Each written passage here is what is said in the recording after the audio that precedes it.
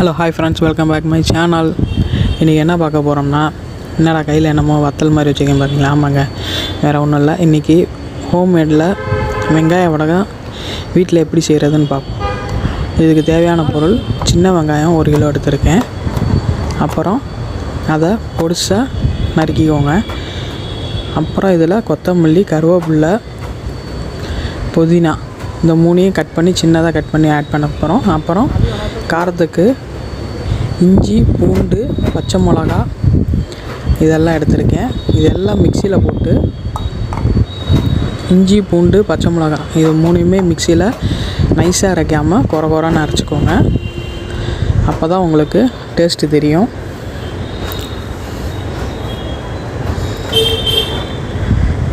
Next அந்த 1 kilo சின்ன வெங்காயத்துக்கு வந்து நம்ம 100 கிராம் உளுந்து அதை அரைச்சி வச்சுருக்கோம்.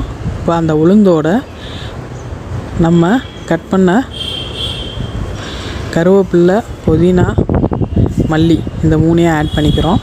அப்புறம் சீரகம், சோம்பு, பெருங்காயத்தூள் இது 3ஐயும் ஆட் பண்ணிக்கிறோம். அப்புறம் நம்ம அரைச்சி வச்ச இஞ்சி, பூண்டு, பச்சை மிளகாவோட விழுதையும் ஆட் பண்ணிக்கலாம். அப்புறம் பொடிசாக நறுக்கி வச்ச சின்ன வெங்காயத்தையும் இந்த மாதிரி ஆட் பண்ணிக்கலாம். அதுக்கப்புறம் தேவையான அளவு உப்பு சேர்த்துக்கலாம். உப்பு உங்களுக்கு எல்லாம் மிக்ஸ் பண்ணதுக்கப்புறம் பார்த்துட்டு ஓகேனா இன்னும் கொஞ்சம் சேர்த்துக்கோங்க. காரம் பத்தலைன்னா கூட மிளகாத்தூள் அந்த மாதிரி சேர்த்துக்கோங்க. உப்பை நல்லா பிசைஞ்சுக்கோங்க. இந்த மாதிரி பதத்துக்கு ரெடி பண்ணிடுங்க.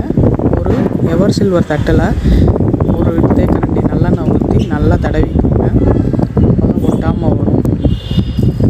இந்த மாதிரி சின்ன சின்னதாக எடுத்து வச்சுருங்க.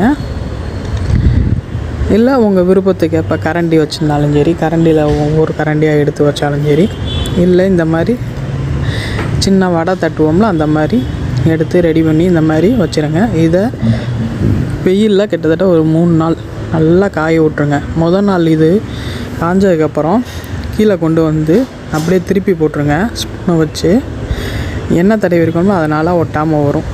இது 2வது நாள் கொஞ்சம் ஓரளவு காஞ்சிருச்சு. இன்னும் 1 நாள் காய விட்டோம்னா நம்மளுக்கு வெங்காய வடகம் ரெடி ஆயிருங்க. இது 2வது நாளோடது. 3ஆம் நாள் காஞ்சதுக்கப்புறம் உங்களுக்கு அதையும் ஃப்ரை பண்ணி எப்படி இருக்குன்னு காமிக்கிறேன். ஃபாலோ பண்ணிக்கோங்க.